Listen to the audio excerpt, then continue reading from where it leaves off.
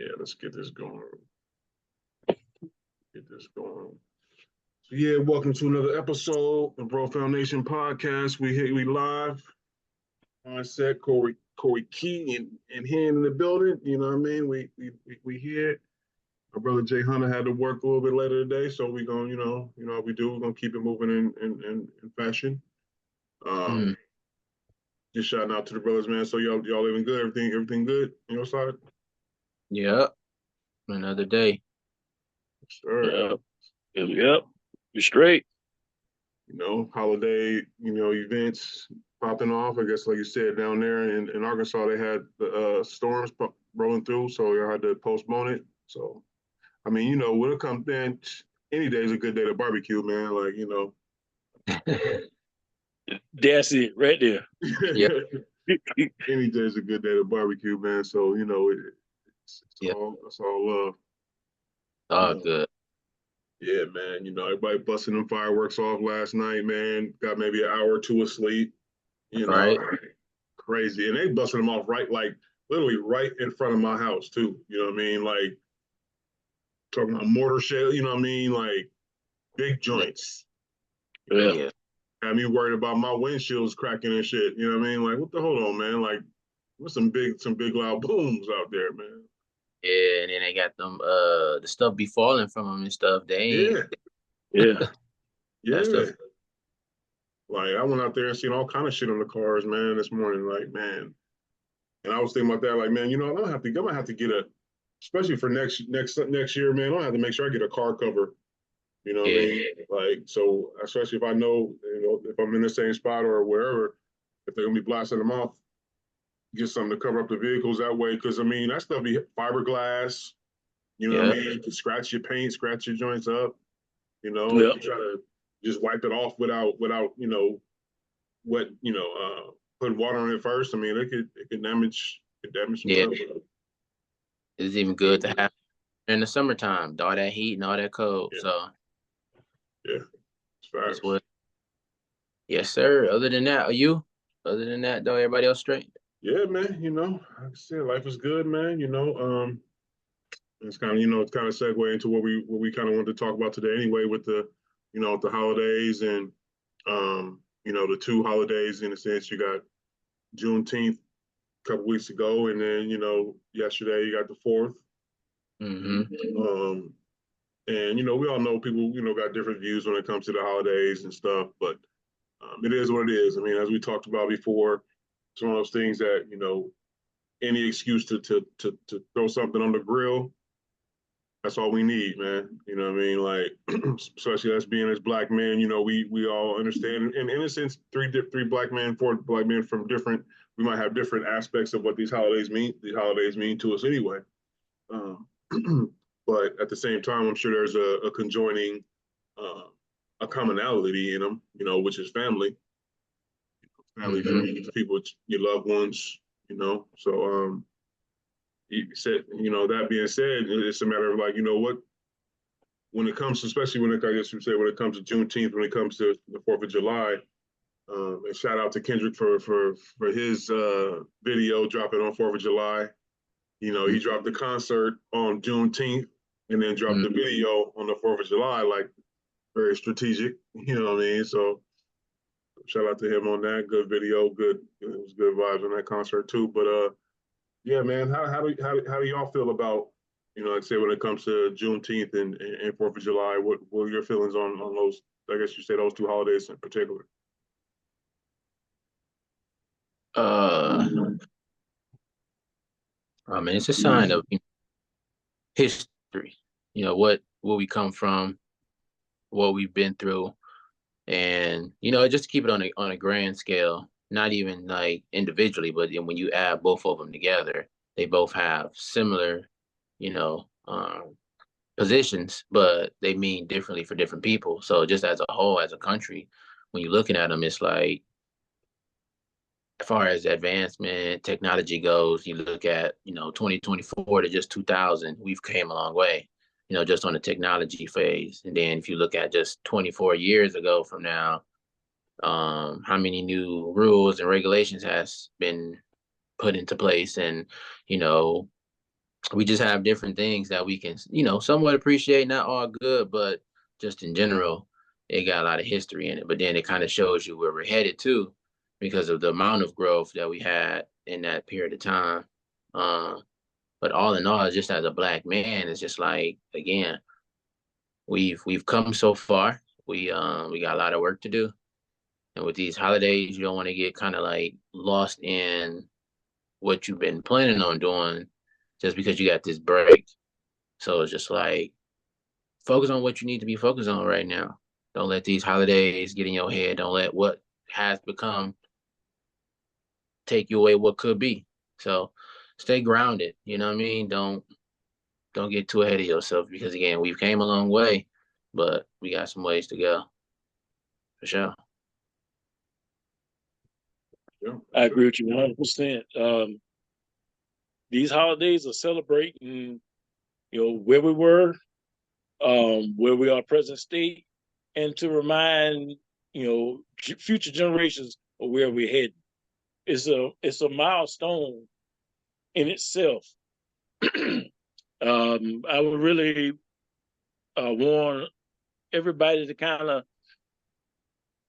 and I know that I hear the same thing being said as far as Christmas and Thanksgiving, that you kind of losing sight of the purpose of these holidays. This is definitely one of these two are definitely ones not to lose track of, why they're there. Initially the 4th of July was, celebrate our independence from, Britain. Juneteenth, when slavery was abolished, there was, an area, Texas, that didn't quite get the memo, or they forgot to put the memo out. So you still had people who were still illegally doing what they've been doing without any knowledge to them. So that holiday was put in place to celebrate that now we are completely free of slavery. And you can actually live as free men and women. Now I've seen a number of companies that have jumped on board with us in the past few years, and like most holidays, have found a way to monetize it. And that's just the nature of the beast. You would be very hard pressed at this point to find not a holiday specifically to speaking to us, but any holiday in general that hasn't been monetized. And if so, it's just because they hadn't figured out the angle yet. But you keep that in mind, and as you and your group of people celebrate whatever that holiday is, just remember the focus of what the holiday actually represents. It's not necessarily that mattresses going to be on sale, flowers going to be on sale. The fat man coming by to drop gifts off this weekend is just to celebrate, where we were and where we are present state, and I'll look towards the future as far as where we want to carry ourselves. Yeah, I mean, you guys both said, a lot, which, pretty much I agree with as well. But like you said, Henry, man, like at the end of the day, what these holidays really are about is it's monetized. Like if they figure out a way to monetize these holidays, to keep the machine going. Excuse me. Sorry. Keep the machine going. You know what I mean? Like that's really what a lot of these holidays, in a sense, mean. It's like it has a it definitely has, I guess you say, I don't know if you want to say if it has a surface level meaning and then a deeper level meaning, but at the end of the day, it's really about keeping the machine going. You can look at every holiday, and it almost there's like almost every holiday, a different industry is represented, right? Like you could look at, I mean, with the exception, I mean, honestly, well, they've done it with Martin Luther King Day as well, but a lot of so you look at Valentine's Day. We can go down the year. You look at Valentine's Day. the flour and the candy and all those industries. When you look at St. Patrick's Day, that's the liquor and the beer industry. So like as you keep going throughout the year, then we know holidays like Juneteenth and 4th of July, the food. You know what I'm saying? We're gonna eat. We gonna eat. We gonna put, like I said, put something on the grill and make sure, so the food is an underlying industry in a lot of the holidays actually. But then you look at, like I said, you look at Thanksgiving and Christmas, same thing. But Christmas is pretty much the culmination of all of it. You know what I mean? Like that's like what they said. In a sense, that's why they called it Black Friday, is because that's when a lot of companies were able to move from the red to the black. When it comes to their profits in their company. Like if they were in the red for a long period of time, come that Friday after Thanksgiving, it's Black Friday for a reason, because a lot of them were able to finally make up what they've been lacking on throughout the entirety of the year. Allows them to, like I said, catch up on their financials. So, but yeah, man, at the end of the day, it's one of those things that I don't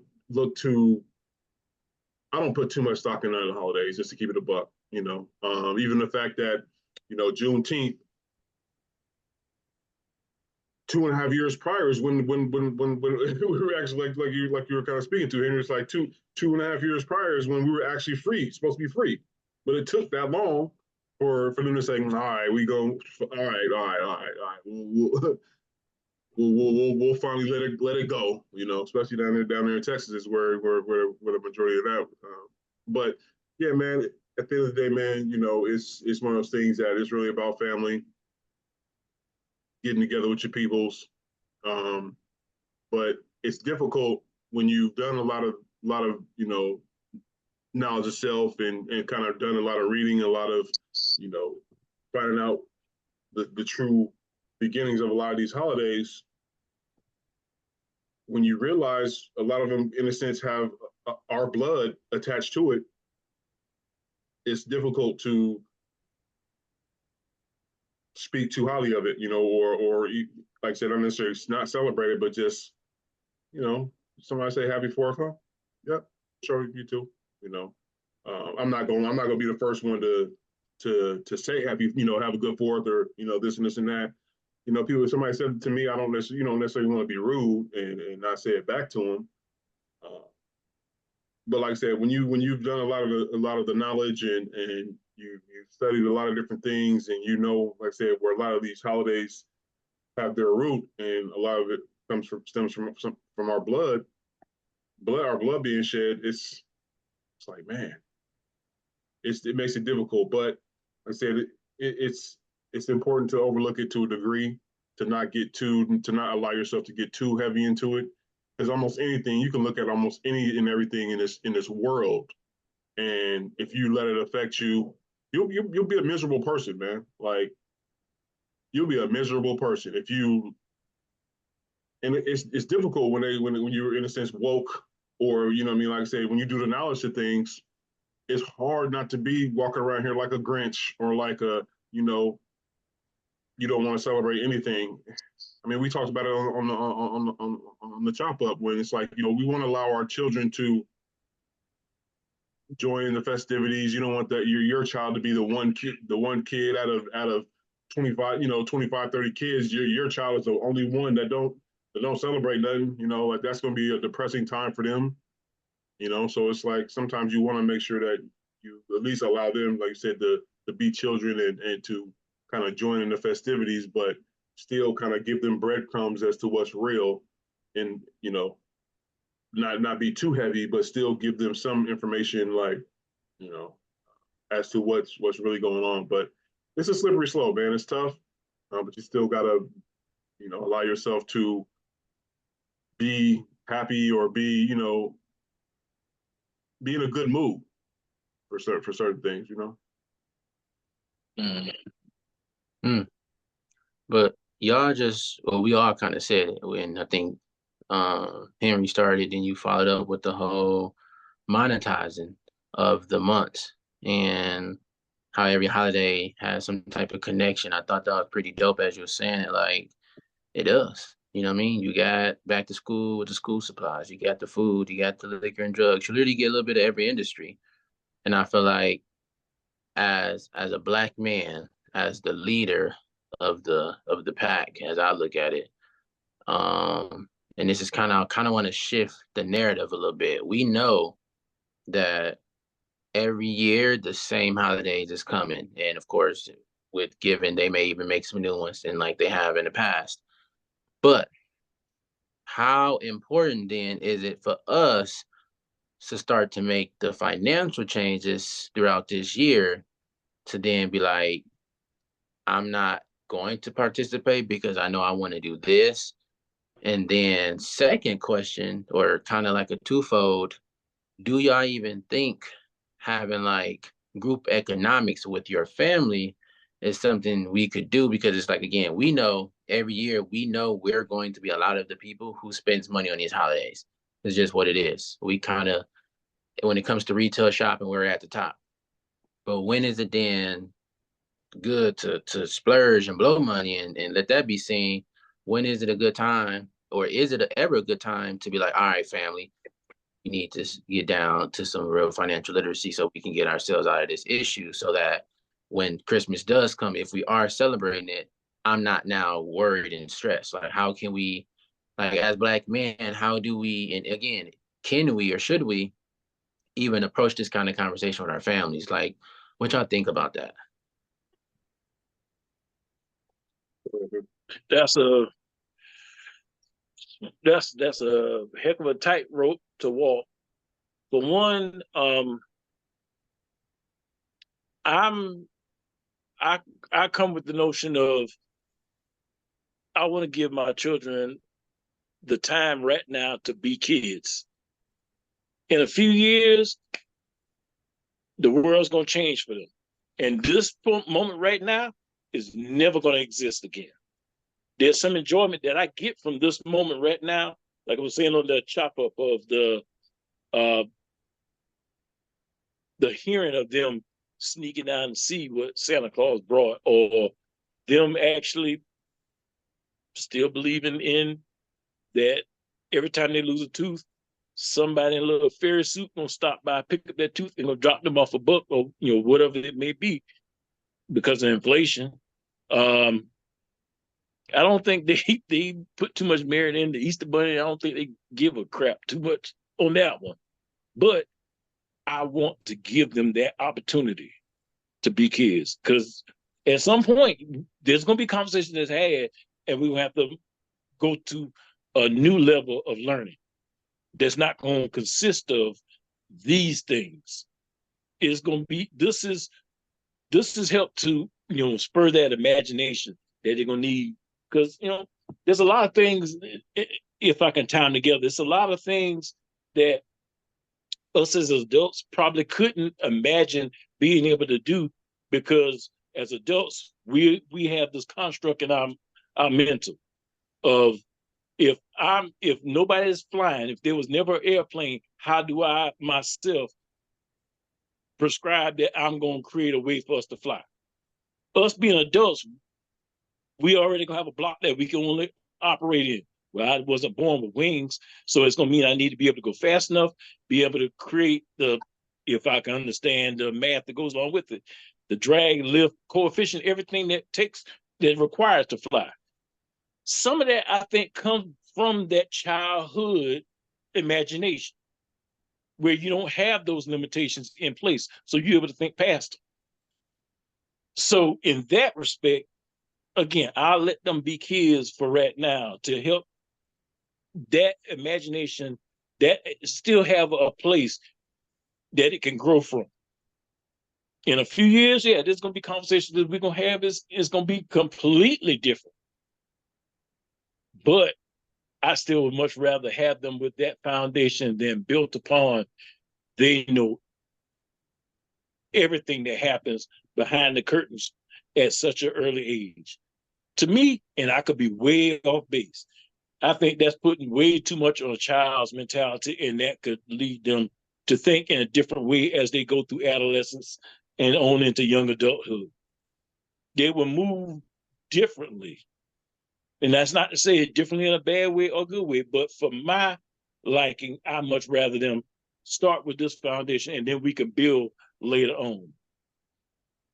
No, I definitely hear that, and it's kind of funny as I'm sitting here thinking. It's really like it's a double-edged sword, right? Like, because you want to allow them to keep their innocence as long as possible, because this world is going to take it from them as soon as they get a chance. You know what I mean? It's going to snatch it right from them. You know what I mean? But then on that other side of that, it's like you want to prepare them for that because the world is going to snatch it from them, at, you know what I'm saying, at any given moment. You know, so it's one of those things. It's like I said, it's a double-edged sword, but it's a tightrope that you gotta kind of walk. You know, when it comes to what do you teach them? When do you teach them? You know what I mean? When do you tell them? What do you tell them? That's the tough part, because I said you want to allow them to keep their childhood innocence for as long as possible, because like I said, that exuberance, that glee that they have, you know what I mean, just from having that ignorance. I mean, they don't see it as ignorance, but we as adults, we can see it as and not ignorance in a bad way, but just knowing that they haven't got to the point where they can see the world. They're not jaded yet. You know what I mean? But like I said, we want to prepare our children for the world. Yeah. You know what I mean? That's definitely what we want to do. So at some point, it's a matter of, I mean, especially when it comes to the whole family, like what you're saying, Corey, like, when do we say, hey, you know what? We know what the holidays are, you know, basically it's one of those situations where you say, okay, instead of, and I look at it like Romel and what's the Boone, and I like the interview that they had on, I think it was Ash Cash's show. But when Romel was talking about how, like, you know, he took his family and was like, look, this is what we're gonna do. You know what I mean? One person gonna start the business, and then we're gonna get your business going, and then boom, we're gonna get the next person going. And you know what I mean? Like, so it's just one of those situations where you kind of have to take the reins sometime and say, look, okay, we know what these holidays represent, as opposed to putting all our money into commercialism or consumerism this year. Let's put this amount of money into a pot to create something for our family. So in the next 3 to 5 years, we can splurge, because we aren't spending our own money. We spending money that has come from an asset. You know what I'm saying? So it's not necessarily coming from directly out of our pocket. It's coming from an asset that's generating money, that's generating income.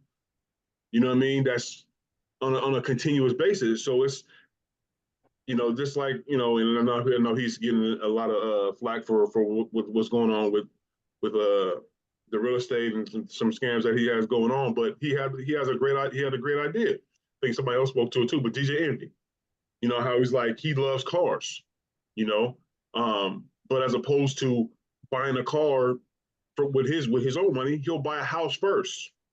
You know what I'm saying? He'll buy a house first, which is a income generating asset, and then money generated from that asset, then he'll go buy that car. You know what I'm saying? Because it's not coming directly out of his pocket. It's coming from something that's getting him money every month, every year. You know what I mean? Or if you're in the stock market and you have dividend paying stocks, you know what I mean? You use that money from the dividends. I mean, of course, you can put it back into the stock and get more shares, but that's a whole different topic. But you allow that income, or that money that's generating that, you know, that return to make a purchase. Don't take it out of your own pocket. Let that asset, you know, pay for it. Yep. So yeah, I think it's just a matter of one of those things that, you know, we definitely have to. It comes to a point where we got to say, you know what, hey, somebody has to do that. I mean, we all know that it might be difficult, but somebody has to. Just like the elder in the family, for instance. The elders, people are older generation. You know what I'm saying? It could be grandma, could be aunts, uncles, or whatever. They could be getting up there in years, but they might not have no life insurance. We got to make sure that they got life insurance. This is like I was just listening to TK Kirkland just on the way here, on the way home, and he was like, when somebody dies in the family, that should be a come up for somebody, and that's not a bad thing. That's just basically somebody putting you in like you was like Uncle Ronnie just died, cousin. We blew up. You know what I'm saying? Because he had a life insurance policy, say $1 million life insurance policy, but he left somebody the interest, which is $100,000 a year. You know what I'm saying? If you think about a 10%, the interest, say if it's 10%, boom, that person's getting $100,000 from the interest of that life insurance policy. And if they got a good job, that's a pretty good, pretty good living. You got $100,000 in life insurance interest per year. Plus, if you're making 65, 70 grand a year, you're gonna live a pretty good life. You know what I'm saying? And you keep doing that generation after generation, leaving the interest. By two or three, the second or third generation, we got millionaires. You know what I'm saying? So it's just about, like I said, if there's a family member that is getting up there in years, make sure that they got a life insurance policy for maybe a substantial amount. And it don't cost much. Life insurance policies don't cost much, but make sure that they're in position. And then that way, when they do pass, somebody in the family, whoever they pass it down to, is going to come up a little bit. That's how the other cultures do it. Why can't we do it? Just like with the whole LeBron thing, nepotism thing. You know what I mean? Everybody's up and roar about that whole situation, which we covered. You know what I'm saying? Shout out to y'all that checked out that episode. You know what I mean? I will say, we were one of the first ones to cover that. Right. We were one of the first ones to talk about that. And then all of a sudden, as soon as the draft happens, which I said, we talked about that 2 months ago. Mm-hmm. The draft comes, and then all of a sudden, everybody's saying the same thing that we were saying. That's why I had to re-put those, a couple of videos back out so people can see. Yeah, we was the ones that we talked about it first. So that's why you come to the Bro Foundation podcast, because we talk about stuff before a lot of people even get on it. You know what I'm saying? We be ahead of our time. You know what I mean? But that's a whole other story. But yeah, it's just important that you put you put other people in position, which is the same thing as chopping the weeds down, like I was talking about. You know what I mean? If you're leading the pack, you put the people that's coming behind you in a better position to have a better life. So it's about, somebody has to say, okay, this is what we're gonna do. You go get this LLC in this industry. You go get this LLC in this industry. Or if we got one industry, you provide this, you provide that, you know what I'm saying, to where it becomes vertically integrated. You know what I'm saying? Like if I think I talked about it before, like if somebody's a rapper or whatever, you know what I mean? You don't need everybody in the family and the crew to be rappers. You know what I'm saying? Somebody could be security, somebody could be the head of marketing, somebody could be this, somebody could be that. That's how you become vertically integrated, because we all start needing each other. It's not like, there's one person that's the quote unquote head of the you know what I mean, of the face, so to speak. But if we're all providing stuff that is needed, we're all going to eat. We're all going to eat, man. So yes, it's about somebody taking the reins and saying, look, this is what we're going to do. We're going to do this, and we're going to create a family trust. You know what I'm saying? Somebody's going to be the executor of that trust. And the trust owns everything. We don't own nothing, but the trust owns everything now. You know what I'm saying? There's levels to it, man. We just got to start really, like I said, somebody has to take the reins and say, this is what we're going to do. And it's going to take somebody who has been down that path before. Like somebody blazes that path and figures it out, and then help everybody else figure it out in the family and the crew. And then after that, once you get it to rolling, man, it's love. It's love, man. So That's real. And I couldn't agree with you brothers both. Henry, especially with what you said, just being an advocate of allowing a child to be a child. That's a lot of times what, we lack in understanding in our culture. Especially when you want to lean towards not to go that way, but a lot of times in our community, at 18, we got to get out the house. And that's a known thing. So sometimes, sticking to what, Ty just said, being a trailblazer, if we're not raising these kids up in the way that either we didn't or we should have been raised, especially with the age of information we have now, how can we expect them to go into this world at 18, 19 and just do whatever they're supposed to be doing? So yeah, we can give it that, social media has contributed to creating jobs, new type of jobs that I'm pretty none of us really had the exposure to do when we was kids. You know what I mean? Other than MySpace. That's another topic. But we actually, what I'm getting from both is like, allow your kids to be a kid, but also give them the tools that they need to grow into this world. And I mean, that's kind of the tricky part, because I think our generation is where we finally start to realize the accessibility we really had in the tools that we had. And even then, it's like we just not really coming aware of it not too long ago.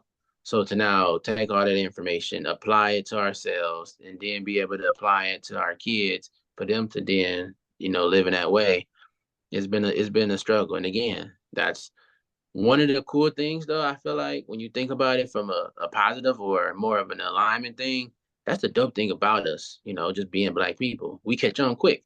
So once we catch on to all of this financial awareness, and we understand that, even though these holidays, we enjoy them out of love, there is some marketing behind it. Okay, well, what is marketing?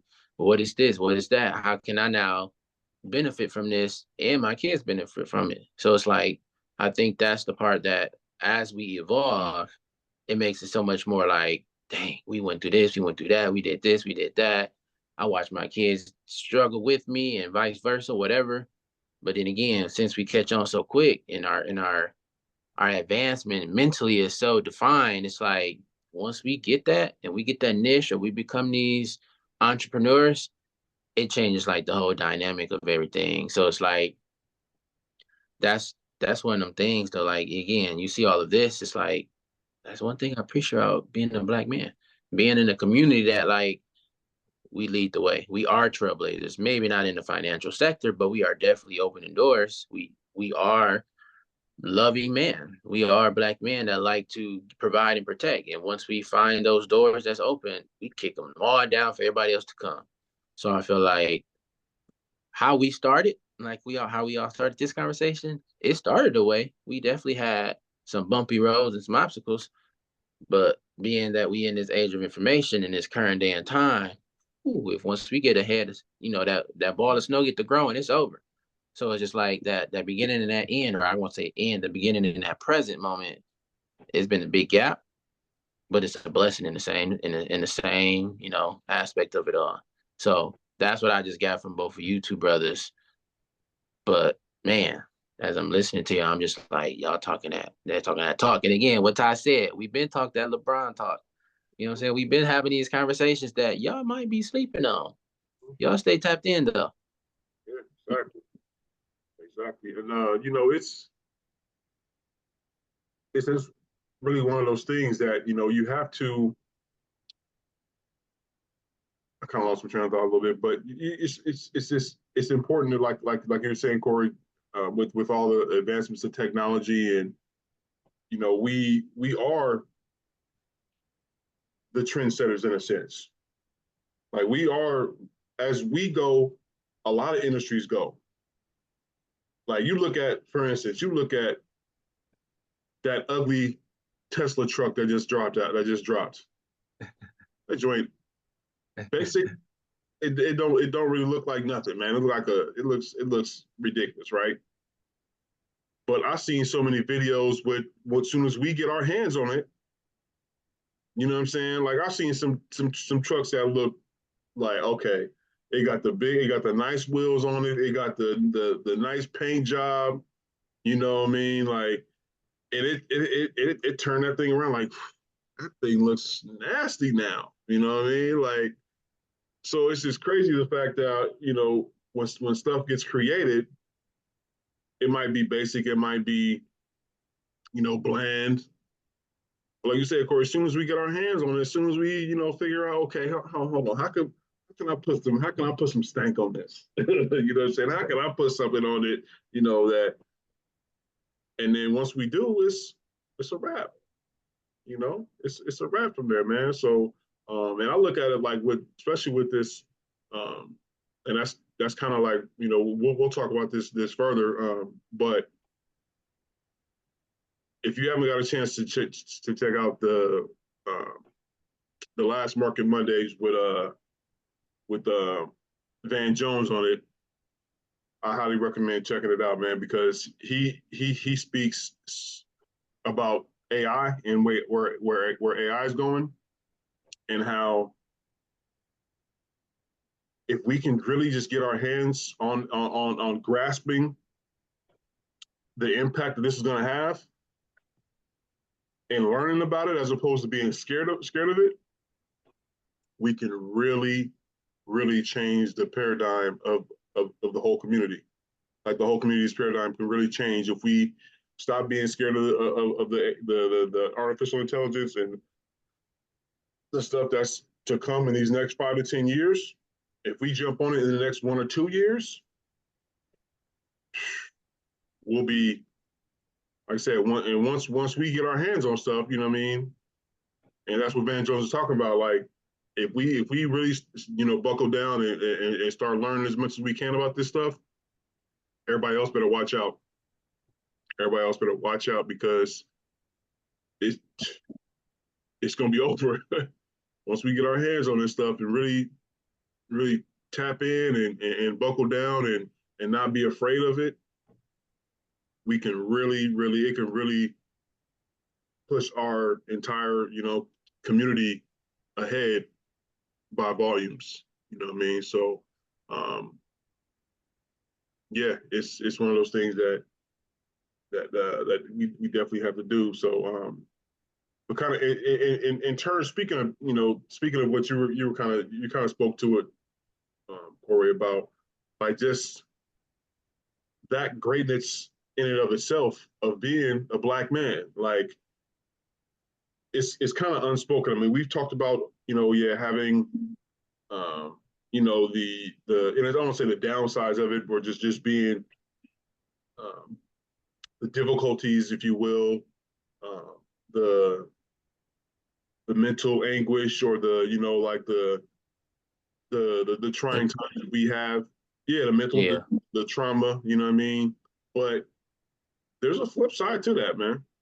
There's a flip side to it. And I spoke about it on the chop up, man. Like, there's no greater feeling to me than being a proud Black man. Like, I couldn't see myself on this planet being any other race, being any other human family, I'll say. Not even race, just any other human family. You know, as much as we might go through difficult times, we might be. Julian Gordon, he was on Ash Cash, and he said, we as Black people, we might have the most difficult, but think about it like this: we're the Black belt. The Black belt is the toughest. Yeah, it's the highest honor. Like, but it might be difficult, you know what I'm saying? But there is no greater honor than having that Black belt when it comes to, you know, martial arts. Like, we were all born with that Black belt. Yeah, it's difficult. Yeah, it might have its trying times, but everything comes through us. Everything comes through us.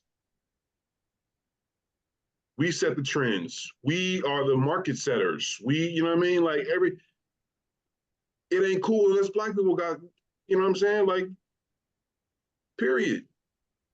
Yeah. And so, like, I just appreciate the fact that, you know,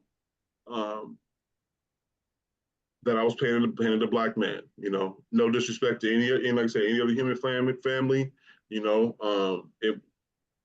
But I wake up every day and I know it just feels good, you know, with that melanin hits the skin. I mean, with that sun, you know, that sun hits the melanin in the skin, and just, you know, knowing that we, in a sense, the way that we go, the world goes, knowing how much strength, how much power, how much um just yeah, all that, knowing how all that hinges, yeah, it might be difficult, but you know what? I wouldn't have it no other way. Yeah, I wouldn't have it no other way. sure enough. But how y'all feel about that? How y'all feel about that? Like, you know, because yeah, I know we was something that when we talked about it in the chop up, it was like, you know, I never thought about like that, but you What you say?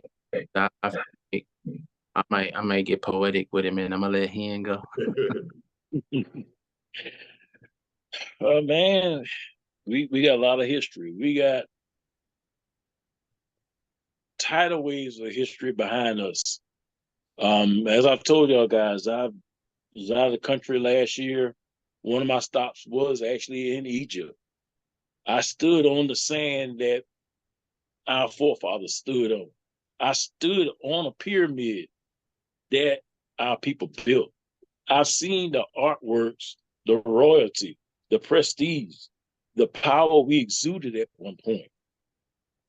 I really wish there was a way for us to, regain and recapsulate all that in present day, but I think there's a lot that would hinder us, probably by our own doing, that would, disrupt that. But to see the amount of power and culture that we once possessed, that, rivaled any other empire within the world.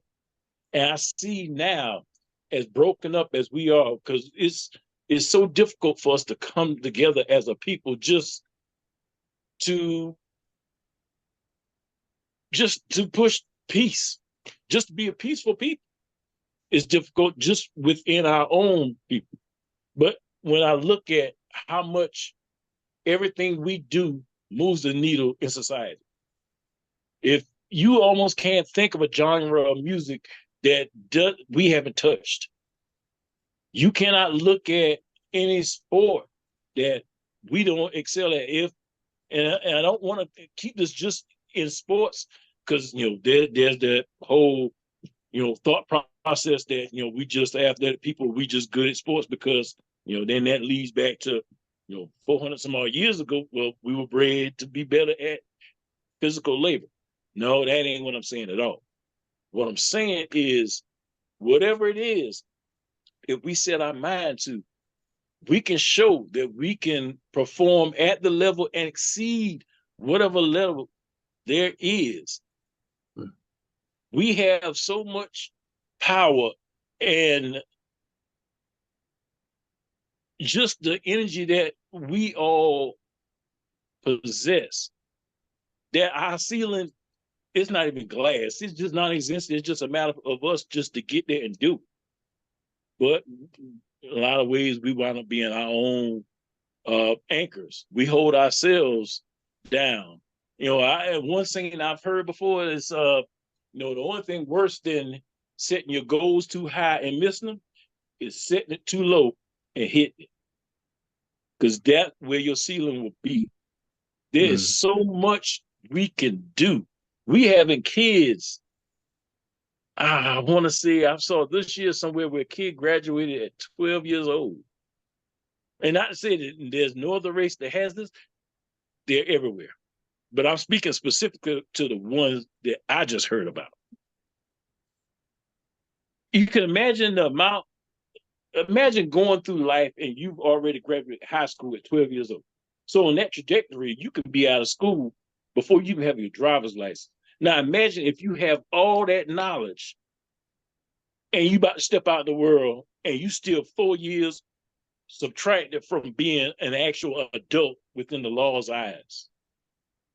Imagine what all that you can get. I mean, I guess to bring it back to modern day and say within my household, just like I told you a little while ago, as far as letting a kid be a kid, I'm really trying to learn as much as I can by investing, so that my kids got these little cars with and bank accounts where they got the money at, so I can start teaching them and letting them play around with $10 or $20 here or there. Because I learned that at 45 plus years ago. Now imagine if they can get the handle on this here before the age of 12, what they're able to accomplish. Even if they're able to get the bare minimum and let that sit. Imagine by the time they get 30 years old, what they will be able to amass. And at that point, have a way better grasp on it than I do. So when their kids come along and they put them on it, they know exactly what to tell them. It ain't even a matter of I'm learning and I'm teaching you this real time. It's my kids teaching their kids, my grandkids. I ain't telling you what I think. I'm telling you what I know. Do this, and sit back and watch it roll in. We got so much talent, so much power and charisma within our people. If we ever able to just join and see past the pettiness, the small-mindedness of, I can't wait to get such cars, because as soon as I do it, I'm throwing 24s on. That whole thought process of you want to create this generational wealth, that's great. But if you ain't able to teach them how to deal with it, your generational wealth gonna be generational debt within 2 generations. Everything that you work to put your family ahead, if they don't have the power and the respect of what you did and what they're dealing with, they will blow. So we have so much power. It's almost like a cauldron. You just don't understand what all we are capable of doing. If we're ever able to just be able to unite, hey, you don't agree with the exact same things I do, but I recognize you got to raise your household, I got to raise my household. And collectively, we're going to be able to exist in the same spot, in the same area, teaching our families the betterment. And there's going to be some things that, our households may not agree upon, but I'm able to understand that that's your household. That's how you run yours. This is my household. This is how I run mine. But collectively, this is the goal that we're trying to reach out, get our families to reach. And if I can help you in any way, I will. And if you can help me in any way, because at the end of the day, the overall goal is the fulfillment of our family, the fulfillment of that legacy. Everything that has happened in our past as far as civil rights, whatnot, all of it has led us all to where we're sitting right now. The freedoms that you were able to enjoy, so you set off firecrackers and messed up the whole neighborhood yesterday. Right. A few years ago, well, I say a few real loosely, a few years ago, that wouldn't even been anything that you would have been able to enjoy. Some other people can enjoy that, but you got that work until, that's done. But this is where we're at now. It's a whole different world. We're sitting on the cups of so much. If we can only just take that, channel it, and utilize it to push our families and our brethren further.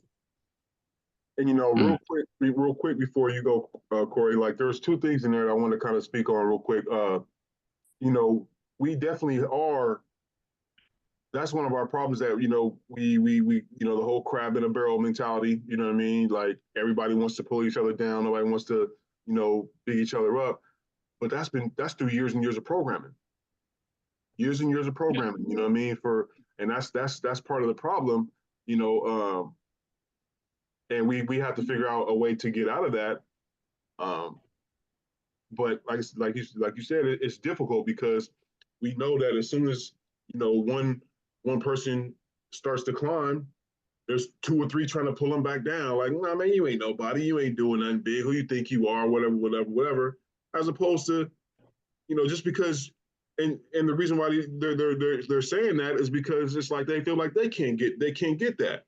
So they're gonna use their fear and bringing that next man down, as opposed to saying, you know what, yeah, I don't care, man. I will always celebrate another man's win,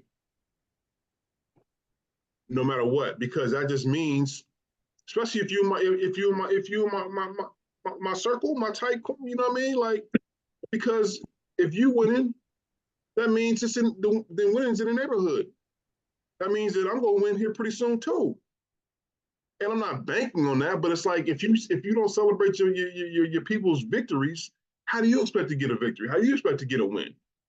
You know what I'm saying? Because you're pushing that negative energy out to the world for that person, as opposed to pushing that positive energy out. Like, yo, man, that's what I'm talking about, man. Keep doing your thing. I know, you know what I mean. You deserve that. That's positive energy. That's only going to return to you if you know what I mean, by putting it out. So that's one thing that we definitely got to work on.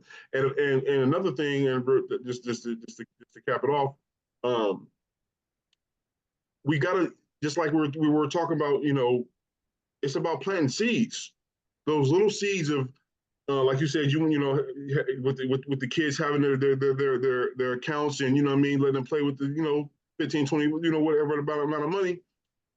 It starts as a little kid, man. So like one of the biggest things that I seen when I was working in the bank is you seen so many people of the opposite cultures bringing their children in the bank with them,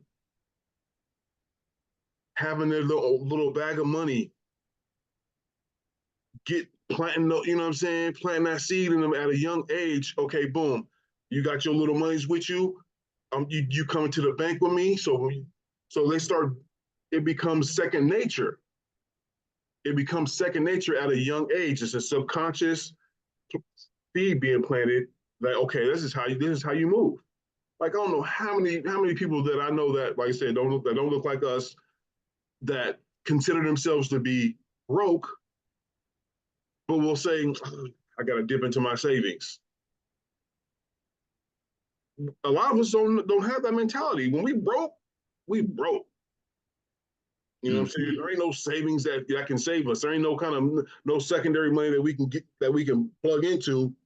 Like, we really are, like, if it's not our checking account, there ain't no savings account that's attached to that where we can be like, okay, you know what, I need, but you really got 20 grand in savings, 50 grand in savings. But no, I'm thinking that, like, that you don't have it.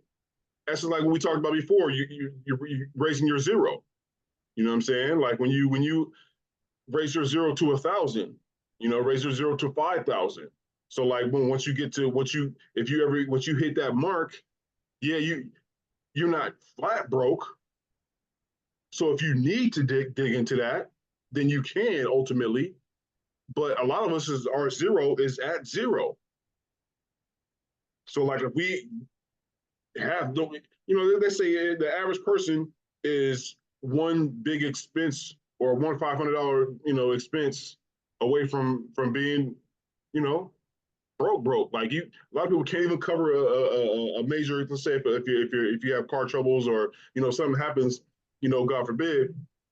But they say, you know, a lot of Americans, a lot of us don't even, like, if one bad thing happens, it's going to send us into a downward spiral, you know, because they haven't raised their zero. They haven't put money aside and know that, yeah, boom, I ain't got it.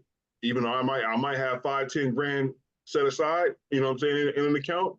But once I hit zero for my checking account or whatever, if I ain't got it, I guess I gotta wait 2 weeks. You know what I'm saying? I gotta wait a week or whatever till I get paid again. I'm not touching that money.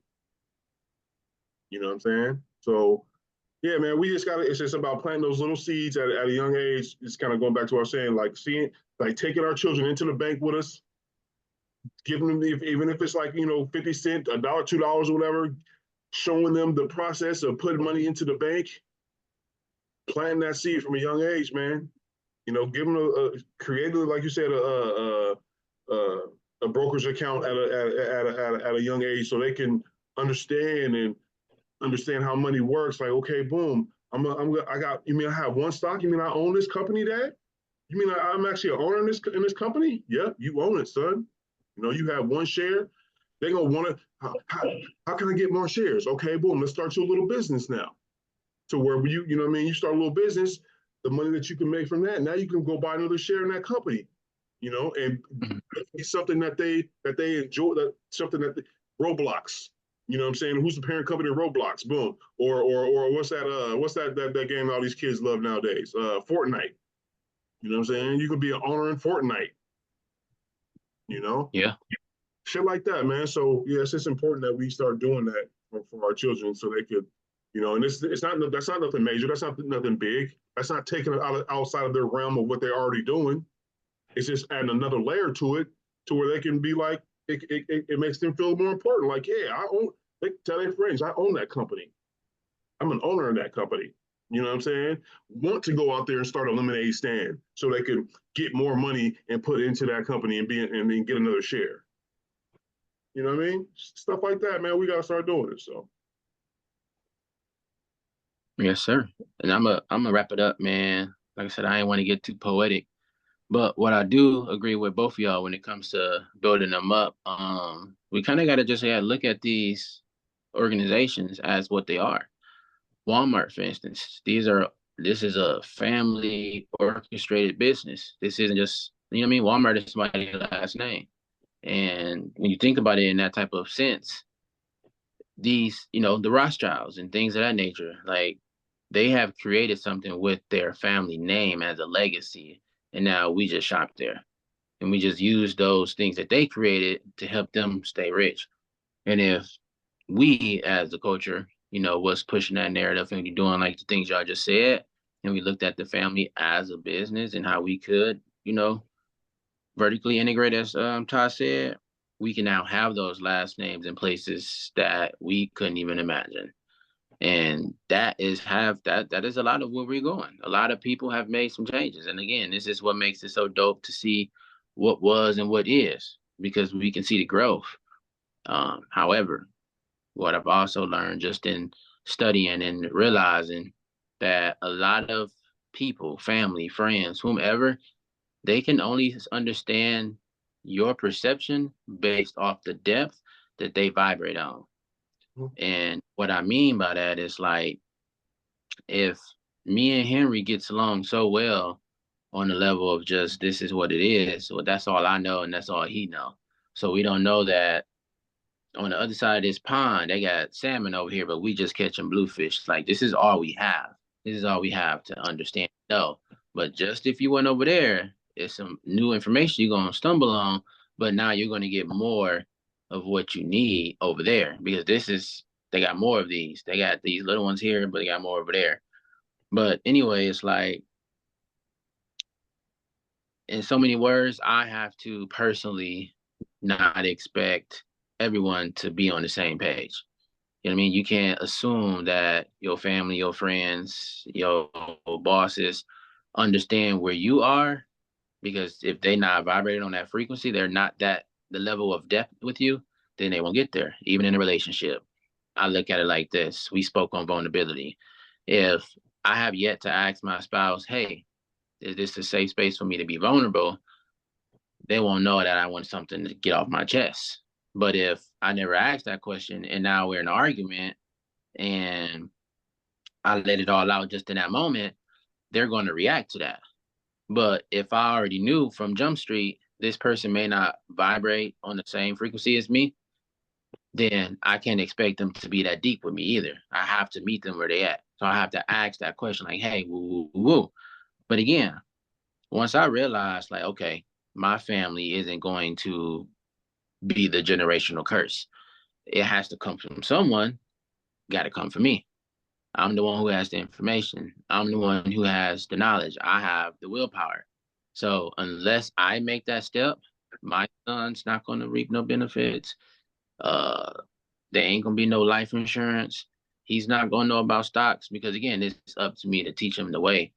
And that's where I know for me, I was much lighter in that approach to finances because, again, it's like not everybody's on the same page as you. However, like y'all said, when we start to share this information, when we lead them in the directions they need to be led, even adults, because not all adults know, then we can start to collectively build this community, build up this family legacy last name, the Walmarts, the Sam's Clubs, the Woodmans, the Winkos, like the Safeways, like all of these grocery stores, the Krogers, the Sprouts, the Whole Foods, Amazon, like all these names comes from something.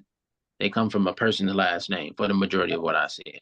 SC Johnson and Johnson, Johnson and Cisco, you know what I mean? All these different all of these different brand names, yeah. are somebody's last. Kellogg's, Exactly. you know, You can just keep going, and but you get it. I hope y'all listening. family name. I hope the world is listening. I know y'all listening. Somebody on the other side of these devices is gonna hear us. That's for sure. Sure. But yeah, man, it's just, again, look at your name as a legacy. It can be created. It could be a Walmart. It could be a Kellogg's. But it starts like Ty said. It's planting them seeds. Also, while planting those seeds, do as Henry said, and allow these kids to understand it and help them understand it in a way that their brains can understand and conceive it. Because that's the only way we're gonna get to it. But again, I say all that to say, because of who we are, because of what we look like, because of the black men that we are, we got so many dope advantages to us to get us to that places once we lock in. And that's just one of the benefits of being black.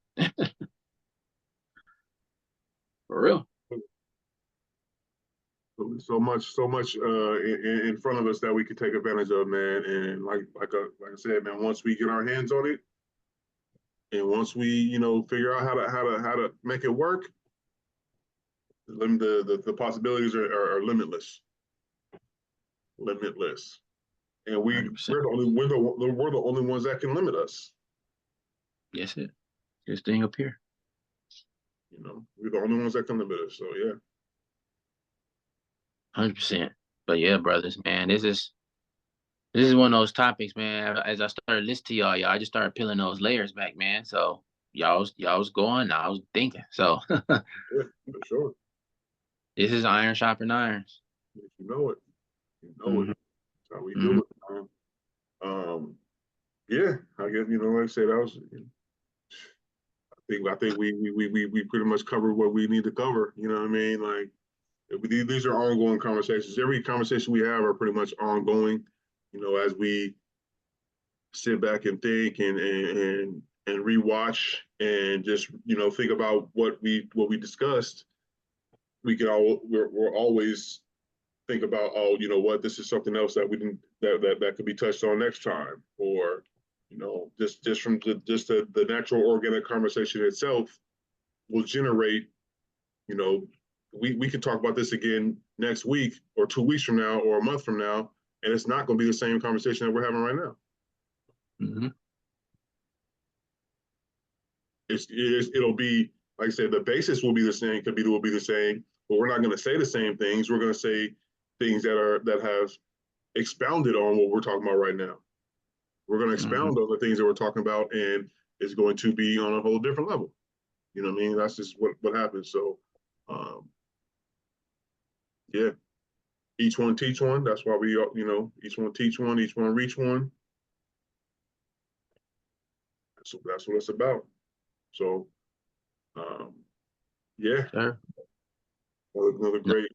You know, we appreciate it. Like I said, we always appreciate everybody tapping in, watching the episodes. You know, don't be afraid to reach out, man. Like we know this day, the times that we're in, there's not too much engagement on a lot of different things. You know, I've noticed that engagement has kind of, and we talked about it before. Engagement has kind of like took a back seat, and people just want to watch and not join in.